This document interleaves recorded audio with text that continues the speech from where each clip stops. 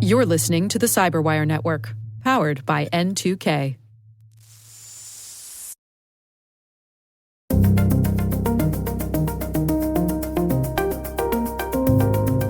Hello, everyone, and welcome to N2K Cyberwire's Hacking Humans podcast, where each week we look behind the social engineering scams, phishing schemes, and criminal exploits that are making headlines and taking a heavy toll on organizations around the world.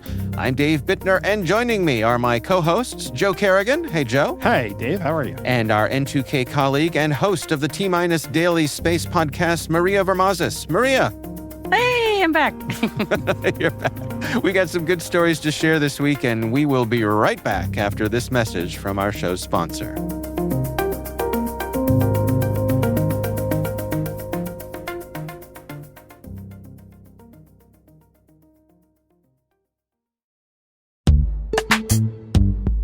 But first, a word from our sponsors at KnowBe4.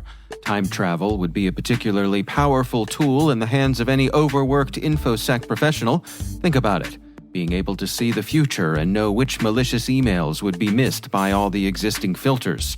Your ability to stay one step ahead of the bad actors would rise to a whole new level. Unfortunately, our sponsors haven't cracked time travel just yet. They are, however, introducing a new phishing protection product that can block and remove dangerous phishing emails before your users even see them. Stay with us, and in a few minutes, you'll learn how.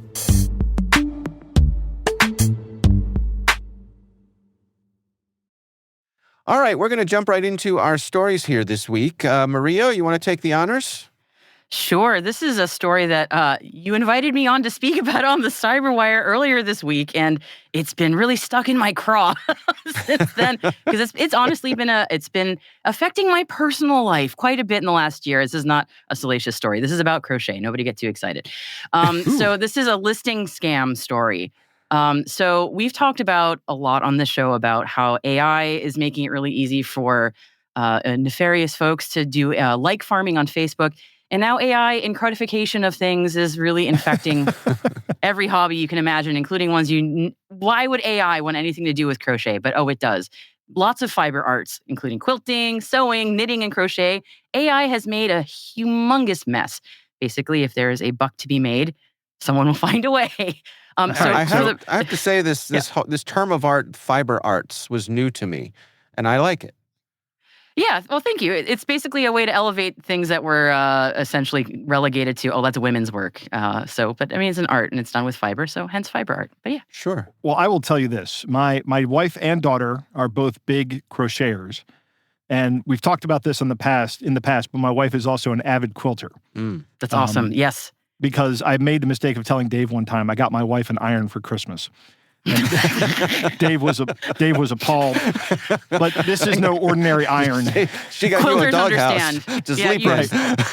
It was what you spend half your time ironing when you're a quilter, if not more than half. Right. It's honestly it's a big deal. I mean, this is I have to still buy it. I have to still get her a new one because the one she has is kind of old and failing. But it's not cheap, man. It's like $600 for a new iron. Wow. Yeah, these hobbies do find a way to separate you from your money quite easily. Yeah. And now there's a new one thanks to AI. So I'm going to focus on, for my story, crochet especially, because I'm curious if you gentlemen know why crochet might be getting targeted specifically. I know the reason, but I'm curious if you know. What's unique about crochet? Versus what? Versus knitting or sewing or anything like that. All right, let me see if I can get it. It requires one needle. It's it's a more primitive art form. Let's see. Primitive how? Like primitive in simplicity. Okay. It is. Yeah. Yep. It's more simple. Now I will say that being said, I can't do it. I don't have the patience for getting the tension right every single time, and it drives me nuts. I've tried it. But let's see, that I know that the needles are big, that my wife has a collection of needles that she loves. They can actually be quite small. So the needle hooks can be tiny or huge, like they can vary. Right. So depending it's not on the what size you want of the tool in this case. Right. I mean, lost me. When I say big, I meant like big in Japan. They're like crocheters love their hooks and needles. Their hooks. Yes, it's true. Is it the dimensionality that like crochet things tend to not be flat? Like yeah. other types of things that are more flat? I mean, they can be flat. You can crochet things in the round, but you can crochet things pretty flat. You're both kind of on the right track. I'm going to make this really easy. You cannot machine crochet things. Crocheted objects, because of the nature of how things are done, it has to be done by hand. So people can replicate with knitting things that look crochet-like, but actual crochet is essentially impossible to be done by machine. So there are knitting machines, there are sewing, automated sewing machines and quilting machines, but there's no such thing as like a crochet machine. It does not exist. That is a human being who has to do that work. Well, not yet. Joe, you and I. Dave, I've already said how much I hate this art. I'm sure someone's going to try and figure it out, but because of you both mentioned things like tension and the size and also the nature of the shapes that are made, it's no one's been able to crack that egg just yet.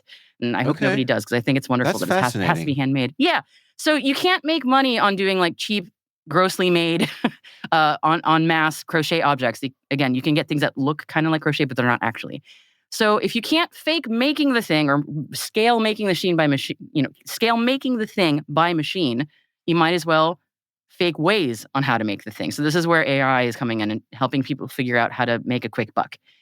So for context, I don't know how much our listeners know about how these kinds of crafts work, so I'm going to do a little basic explainer. Instructions or patterns, as they're often called for crochet projects, can be written either visually, like literally like an on and an off, like a 1 or a 0, a black dot or a white dot. But more commonly, you see written instructions, basically an algorithm that you follow. So for this row, chain the following number of chains. And then when you've done that 20 times, then do this. And for every X rows, you do that. You do a special stitch or something. And when you get to the end, you do this, finito. Some very, very basic version of that. So they're just really basic instructions that you follow, and you get a finished product at the end if you do it all correctly. And the money in these hobbies, especially like crochet, is usually split between acquiring raw materials, which is an infinite money sink because yarn can be very expensive, and the patterns, which is, thanks to AI, nowadays very easy to fake. Now, people who make patterns professionally, and there's a lot of people who do this professionally. It's a full-time job. It's a whole art to create a pattern. You just like a program. You have beta testers. You have people who play test these things for you. They poke holes in it and they go, this part was hard to understand. I was trying to achieve this shape and it was really tough. Can we try a different way? So there's a lot of work that goes into this. So a proper pattern that's been tested and people have run it through all of its paces, easily $10 to $20 per pattern. And this is just a PDF usually that you download. But AI can generate a very convincing but very fake looking pattern. So we know how easy it is to spin up a web front to be like, hey, here's Maria's fake crochetpatterns.com. Right. And if I could just spit a whole bunch of fake AI generated crochet patterns on my website with a bunch of images from Midjourney, pick any kind of AI generator, and I could just churn these things out.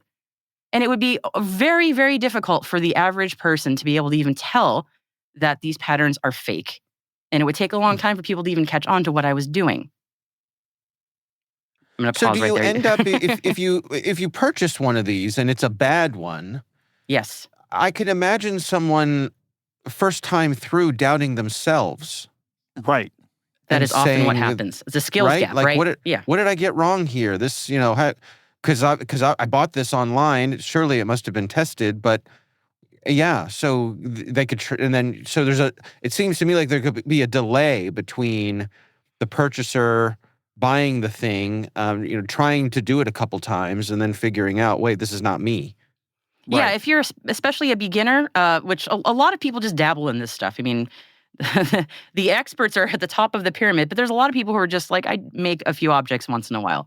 You would have really no way of knowing that it's actually not you. It is the pattern, which is almost never how it goes. It usually is hey, you're just not good enough. Get good, noob, essentially. Get better, get more practice. And the really frustrating thing is some people might rely on reviews to help filter these bad patterns out. But in addition let me guess. Yeah. Let me guess where this is going. Well, yes, you can fake reviews. This website already has tons of good reviews, right? Yes, and the really frustrating thing is even if those are legitimate good reviews, what often happens, I'll fess up to this one, is you buy a pattern and it sits in your PDF folder for like a year and you get to it eventually. Right. But the websites always prompt you. They go, hey, can you leave a review for this item that you just bought? And especially for Etsy, they're very aggressive about it. Like you only have a week or some really tiny window to review the thing. So you'll see hundreds of 5-star reviews for this pattern, and they'll be like, looks great, can't wait to make it. But by the time people actually get around to making this thing, that review window has closed, and they can't come back and go, actually, this is a scam. So some of them stay online for quite a long time, and there's no way for people to know because the review. Yes. So I'm a frequent user of Reddit that people might know, and then Ravelry, which is another social forum for crafters, especially knitters and crocheters. People will talk on the forums about, hey, this specific pattern or this entire store sells fake stuff. But if you're not clued into those online communities, there's very little way to be able to tell whether or not these things are legit. Because again, the reviews are, again, aside from fake, even if they are real, they're extremely deceptive a lot of the times. Right. Now, I'll tell you, one of the things that my wife does is she has a trusted group of people for quilting. Yes. Yes. Have you ever heard of Missouri Star Quilts? Oh my gosh, yes, I have. Yes. The company, not the pattern, because a Missouri Star quilt is right. But so has Lisa. Yes, so has Lisa. So much so that Lisa actually wants us to go on a pilgrimage out to the store in Missouri, and we probably will do that. Okay. I've done that to my husband. Eric can relate. Yeah. This is almost a religion for her. But I mean, she does have one of those automated quilting machines, a long arm machine. Oh, wow. Yeah. Those are pricey. Yeah, okay. She's real serious. Yes. They require a room of their own. I'm kind of in awe that you have one of those. That's amazing. They do. You got to wait for the kids to move out. Yes, you do. You have to wait to be an empty nester. Yep. And then you can go, I'm going to put this here. We actually had to put it in our basement is where it is. So she has this trusted network. Like, she loves Missouri Star Quilts. She has some crocheters that she watches and some knitters. And they sell the patterns, but they have like an entire social media presence where they're showing you how to do these things. Yes. And it's that kind of thing that gets her. But I can absolutely see where this would be something. This is something I'm going to talk about with my wife and daughter this evening. Yeah. I mean, it's extremely pervasive, and in the last year, it has exploded in the crafting world in general. But to me, it's like, it's not just crafting. There is a broader story here. We might remember a few months ago, very famously, there were those fake recipes that spun up where, like, how do you make a really good pizza sauce? And the answer was, like, add glue to it. That's a very obvious, ridiculous, hilarious answer. But imagine you have a recipe where it's not so obvious, where it says, add 4 teaspoons of salt where you only needed 1. Like, just enough that it's slightly off. And unless you're really an experienced baker, you won't know that it's wrong. It's just this. Yeah, it's the fact that this is just creeping into things, and of course, it's also made its way into, Amazon with those print-on-demand books or those ebooks. A lot of people will sort of package up these fake AI-generated patterns and slap a cover on it and sell it, and people will buy a physical book for their loved one. Go, look, honey, I got you this great crochet crafting book for Christmas, or pick a holiday, and the whole thing is just filled with patterns that are completely impossible to make.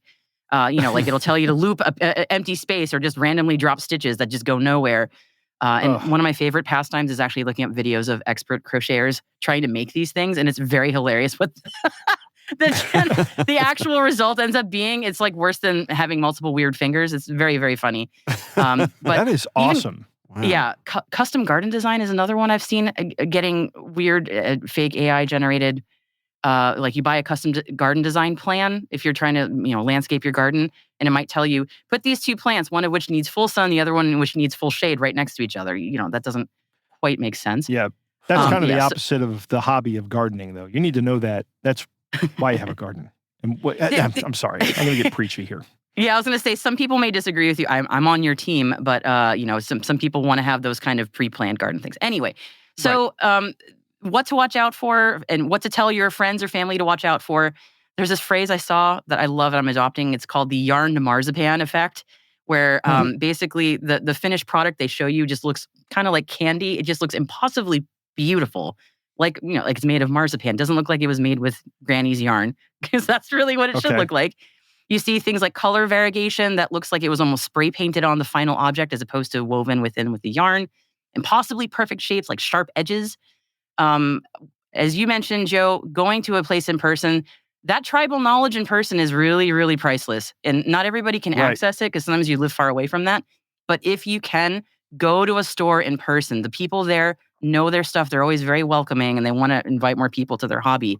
And they can help you weed this stuff out, because usually if they work there, they're an expert on this stuff, and they can tell you that's actually not a good pattern. But the key thing for me is if you see an image and you go, I've never seen anything like that, there's a good reason. It's because it's impossible. Yes. So trust that instinct. I'm curious, Maria, and Joe, you might have some perspectives on this too. I mean, is the crocheting community a very open and welcoming one, or is there any gatekeeping, or do people generally embrace folks getting into the hobby? There's gatekeeping in every hobby. I have yet to be part of one there isn't. I think the snobbery for crochet can be for people who are just, especially beginners, who are buying very inexpensive materials and don't know what they're doing. But generally, I have had very good experiences personally, but again, that's just my own personal experience. I think that's where people get ensnared in these scams, is they're going, I just want to deal with this on my own, or I had a bad experience. I took a class and the teacher was an a-hole, or I'm not good at this and I'm embarrassed about how bad I am, so I want to do it at home on my own pace, and I'd rather just figure it out on my own. Which used to be a great way to do it, honestly. Like YouTube was a great resource for that. But now Etsy is just filled with all this fake stuff, and it's a lot harder to sort of spin up on your own. So I hate that this has happened. How my wife and daughter both picked up crocheting, was they just picked it up on their own. They didn't take any classes. They just started, and my wife picked up a couple of books, and I think she went over to Joann's or something and bought a book off the shelf and figured stuff out. Yeah, that's great. Books from the library are probably good. Yeah, my wife is like that, though. With anything crafty, she can just pick it up and do it. Yeah, some of us need that in-person instruction. I'm one of those people. Right. My grandmother and my mother taught me. I needed them both to teach me in person, and I'm lucky that they both knew.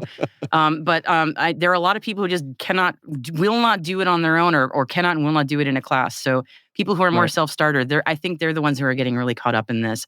And it became a very popular hobby during the pandemic, too. So I'll bet. There's a lot of that still hooking people. So I used hook purposely, crochet. There you go. I see what you did there. I didn't even notice that. That was good. All right. You had to point out the pun. Moving on. We will have a link to that story in our show notes. I'm going to go next here. And my story actually comes from the Register. This is about, the title of the article is Digital Arrest Scams Are Big in India and May Be Spreading. And it's this digital arrest kind of term of art that caught my eye here. This story starts off with a story of a woman in Delhi, in India, who she fell victim to a scam where criminals posed as officers from India's Central Bureau of Investigation, the CBI. That's their equivalent of our FBI. Okay. Basically, they called her up. They claimed that her husband had been charged with serious crimes, and if she paid them the equivalent of about $2,000, that would secure his release and avoid them going to the media to promote his wrongdoings. What are these, American law enforcement? So they coerced this woman into staying on the phone for 6 hours. Yeah. And they told her that the long phone call was a digital arrest, that she was under digital arrest. Interesting term of art. Digital arrest. Right. Is that a thing? Well, it's not, obviously, but I think the fear it instills is. Right. Because if someone convinces you that they're an authority and they tell you you're under arrest. Right. And if you fight me on this, bad things are going to happen. You're already in a bunch of trouble. Let's not make it any worse. Yeah. I can see them convincing someone, even though they're not physically there, that this is so. And again, that's what caught my eye on this. This is completely weaving a spell over someone and telling them that they're in big trouble. Yeah. 6 hours on the phone. And she was just about to make a second payment to them when her husband came home. It was like, honey, I'm home. Who are you on the phone with? And she was, and that, Hey, FBI. The jig was up. Right. But of course, she lost the $2,000 from the original thing. The good news is that the police in Delhi were able to arrest 3 men who were involved with the fraud. Very good. And they had previously extorted other people using the same kinds of tactics. One of the suspects had a lot of knowledge when it came to the local banking system, and they used fake IDs. The police recovered a bunch of mobile phones, SIM cards, and ATM cards that were all linked to the scam. But it really highlights this trend of this kind of digital extortion where they're just using fear to manipulate people into making payments. This article says that they can exploit social media data and public leaks. So, in other words, I go look at your Facebook profile, gather up a whole lot of information about you. Hey, we found out that your husband was doing something terrible while you were on vacation last week at Disney World. You start peppering in personal details that not just anybody would know, and it makes it seem that much more real. Yeah. The article says that seems to be focused on India, that both the perpetrators and the victims are, for the most part, in India right now, but it is spreading out. It's spanning the globe because it works. Right. And it's effective. Yeah, it's effective. So what do you guys think about this? Joe, what are your thoughts? Once again, I find myself wishing they'd call me. But no. Be careful what you ask for, my friend. What I ask. This phone's about to go off the hook. Good at what they do. I agree with you, Dave, that it is the initial fear that shuts down people's critical thinking on this. Right. That, the 3 words you never want to hear from any law enforcement officer are, "You're under arrest." Right. Or 4 words if you get rid of the contraction. But it's, I don't know what the jurisprudence is in outside of the U.S., but in the U.S., if the police are going to put you under arrest, if they have a warrant for your arrest, they want to arrest you, they don't call you. They don't call you and tell you, "Hey, we're on the way to arrest you." Right. They just show up and they take you in. And if they can, if it's a particularly heinous crime that they want to publicize, they will do the old perp walk, which actually is illegal in some countries. Because the person hasn't been convicted of a crime yet, and the police will publicize, "Hey, we got the guy that did this," I think that you have that whole culture built around that. Here in the U.S., I think this would be a very effective scam here in the U.S. Yeah. Yeah, sure.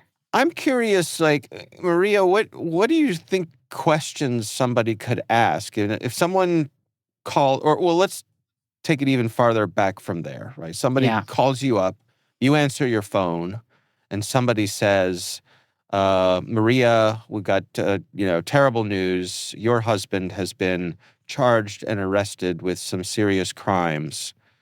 How do you respond to that? I'm not saying anything. I'm getting my lawyer. I mean, right? Yeah.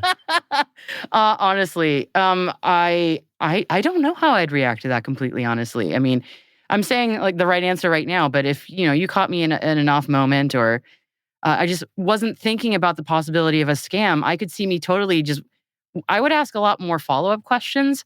Can I talk to him? Something like that. Tell me the details of what happened.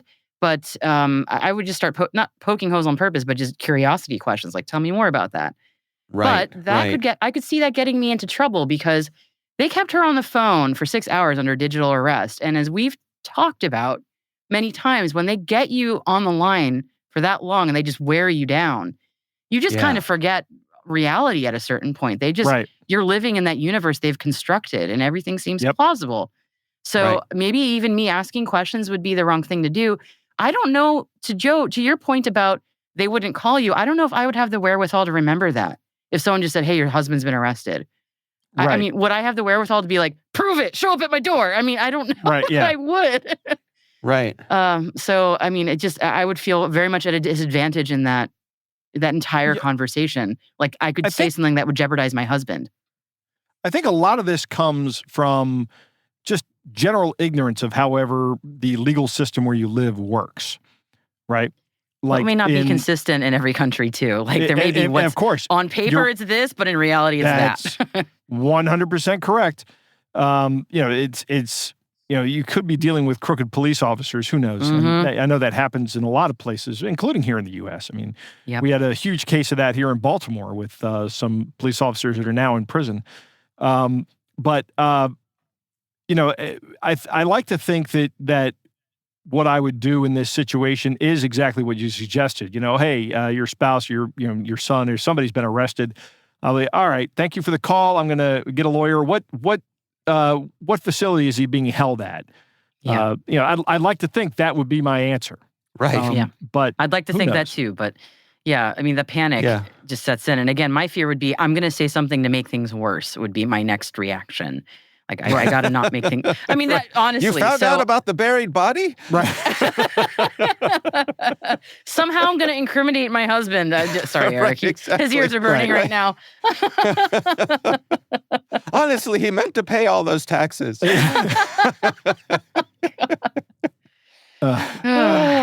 There's a great video on YouTube called "Never Talk to the Police." It's a presentation.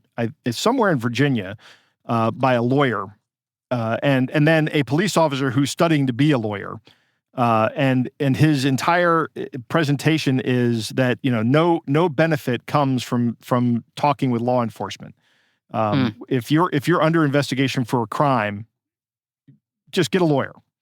Get a lawyer and have the lawyer talk to the police. Yeah, I think before we move on from this, I think it's also important that, the three of us as a group recognize that we're coming at this from a position of relative privilege. That 100%. The idea of saying, "Oh, I'll just hire a lawyer." Well, I don't know how I'll be able to afford that lawyer, but I'll hire one. Right. Yes. Well, here in the U.S., if you can't afford a lawyer, you get one for free. Yeah. Well, okay. And they're not. Yeah. Again, you're talking about public defender. Sure. But there are good public defenders, and even a mediocre public defender can help you out a lot more if you just keep your mouth shut. Yeah.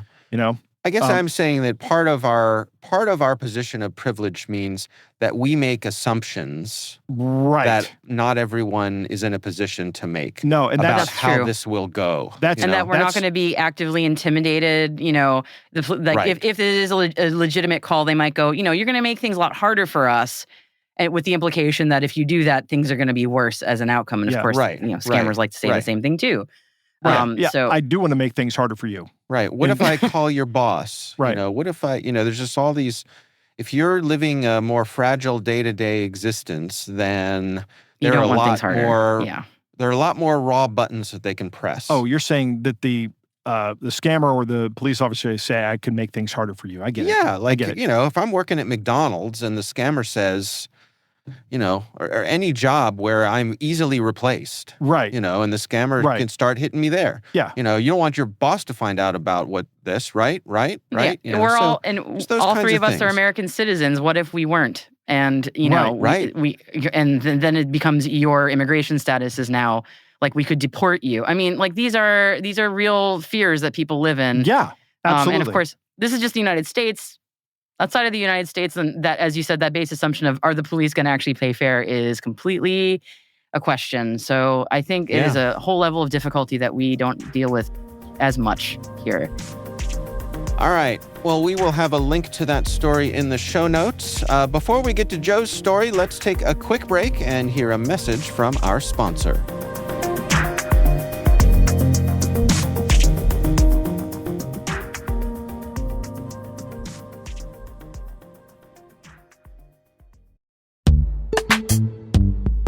We were talking about mitigating cyber threats to your organization before your users even see them. The new Fish ER Plus from KnowBe4 was developed to help you supercharge your organization's email security defenses. How? You get a unique crowdsourcing advantage. More than 10 million highly trained KnowBe4 end users from across the globe catch and report malicious email that makes it through all the filters. KnowBe4's Threat Lab then validates it with AI and with human researchers. PhishER Plus blocks phishing threads other tools have missed and proactively removes them from your users' inboxes. Not quite time travel, but we think you'll agree it's a vital capability in any InfoSec professional's arsenal. Visit knowbefore.com/products/PhishER-plus to learn more. That's knowbefore.com/products/PhishER-plus. And we thank KnowBefore for sponsoring our show.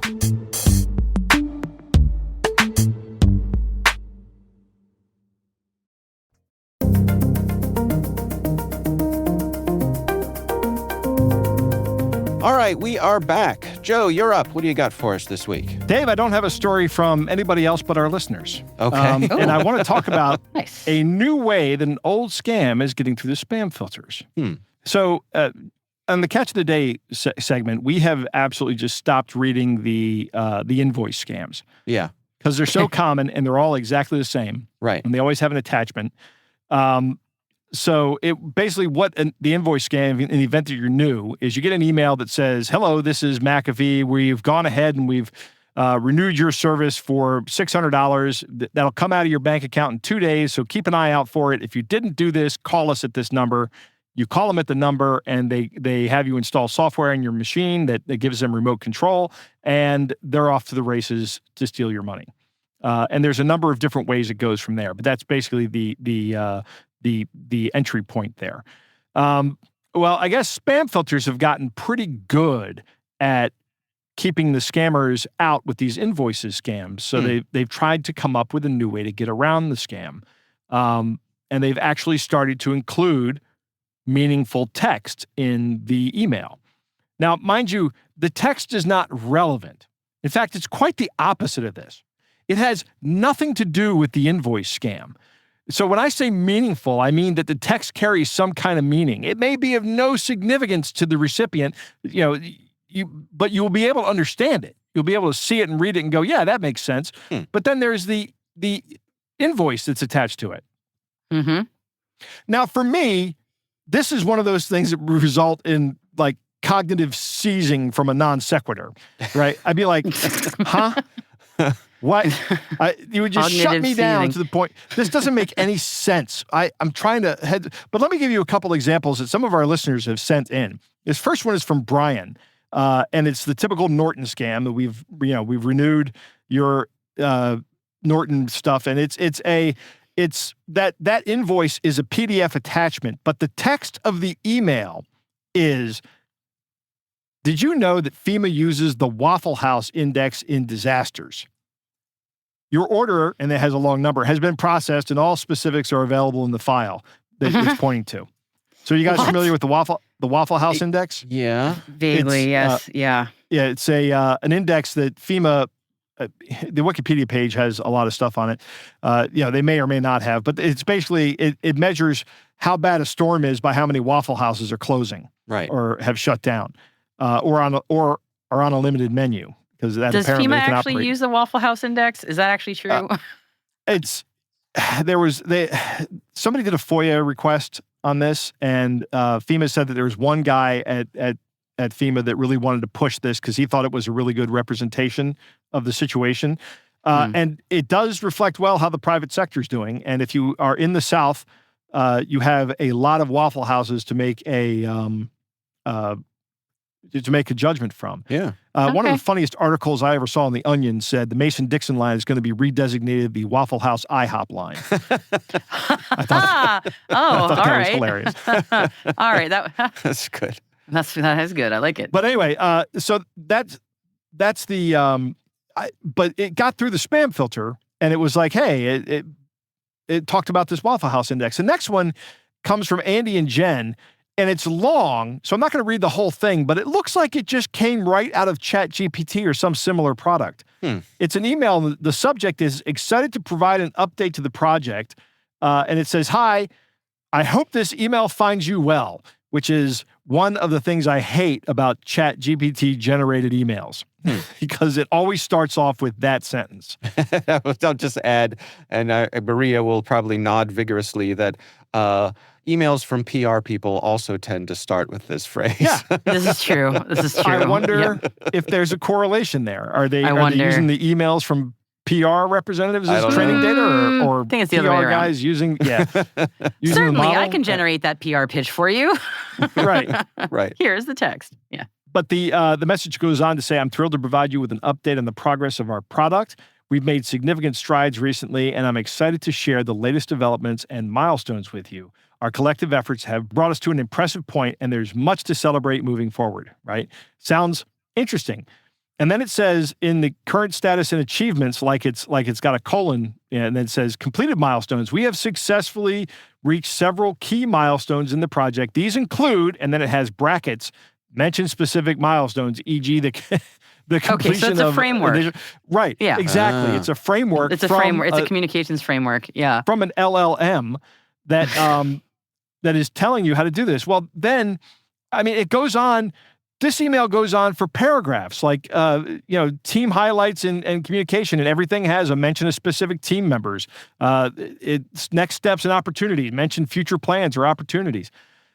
Schedule a meeting. I'd love to schedule a meeting.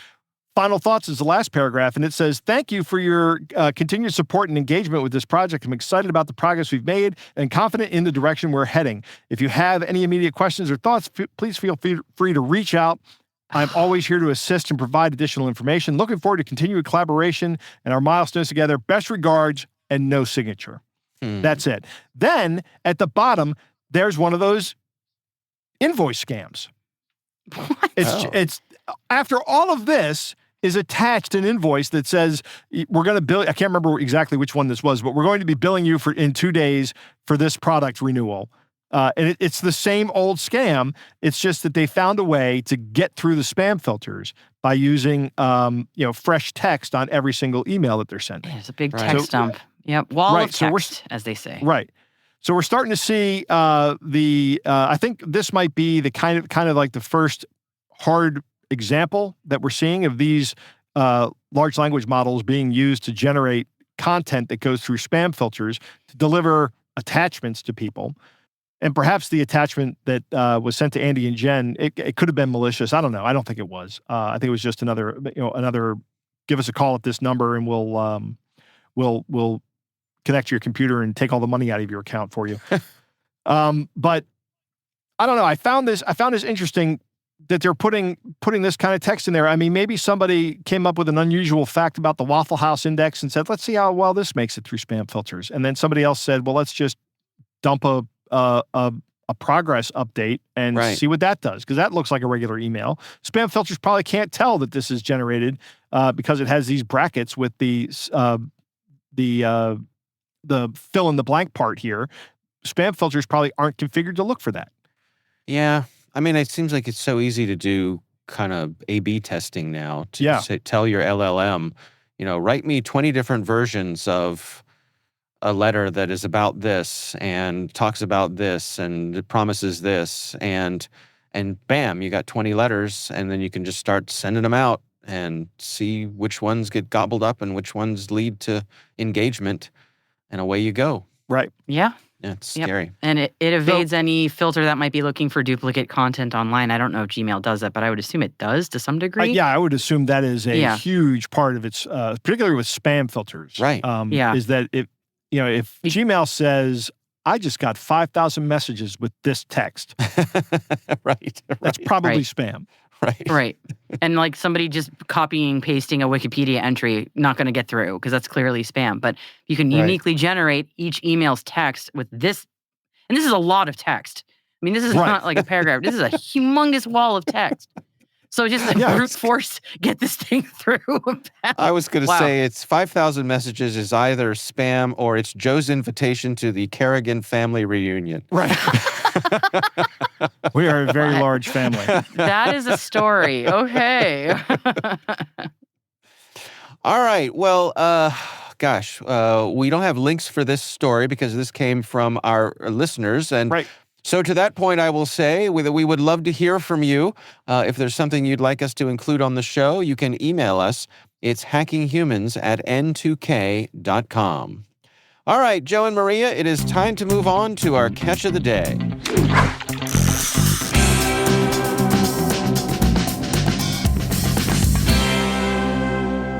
Dave, our catch of the day comes from William, and it's just a good old-fashioned Nigerian banker scam. Yay. Maria, you want to do this one? Oh, I would be honored. Thank you. I am Zayas Yovani. I work in the telex transfer and computer department of the Central Bank of Nigeria, where your overdue fund is deposited. I am a young man of just 27 years old, and I have just started work with the bank. I came across your file, which was marked X, and your released disc was painted red. I took time to study it and found out that you have paid virtually all fees and required certificates are in your file, but the fund has not been released to you. The most annoying thing is they cannot tell you the truth on that. No account will they ever release the fund to you. Instead, they let you spend money unnecessarily. I want you to know that I do not intend to work here all the days of my life.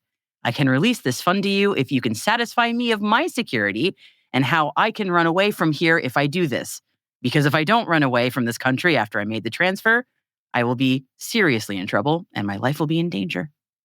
Please, this is like a mafia setting here. You may not understand it because you are not here. The only thing I will need to release this fund is a special hard disk. We call it the HD 120 gig. I will buy 3 of it, recopy your information, destroy the previous one, and punch the computer to reflect in your bank account within 24 hours.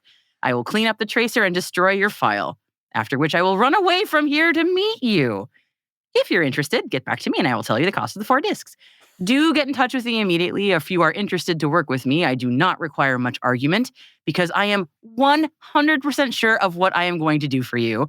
If you know you will argue with me, do not bother to contact me. If you are interested, you should send to me your convenience fax numbers for easy communications and also reconfirm your banking details so there won't be any mistakes. Regards, Zayas Yovani. Okay. Wow.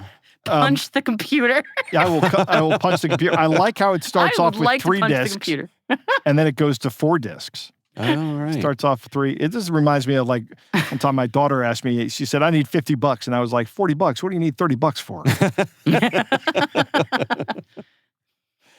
I like that the hard disk is called an HD 120 gig. 20 gig.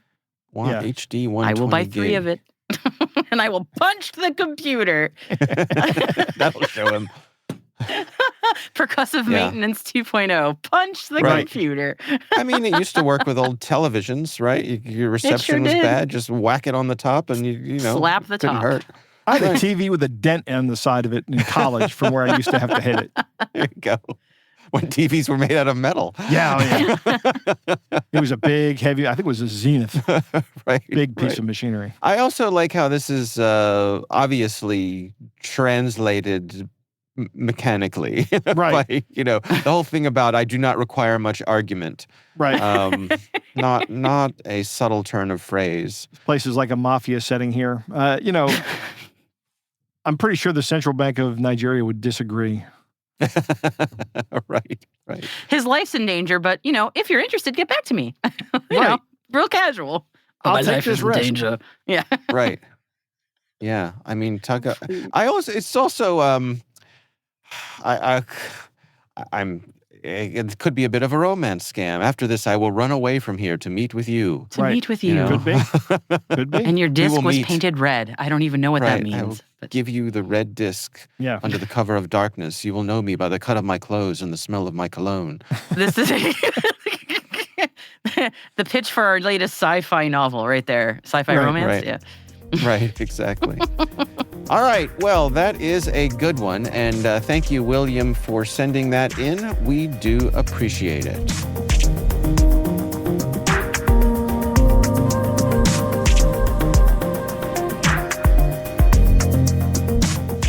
We want to thank all of you for listening, and of course, we want to thank our sponsors at KnowBefore. They are experts in helping users do the right thing through new school security awareness training.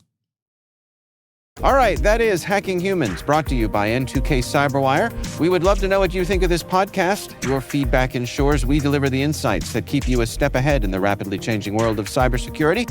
If you like our show, please share a rating and review in your favorite podcast app.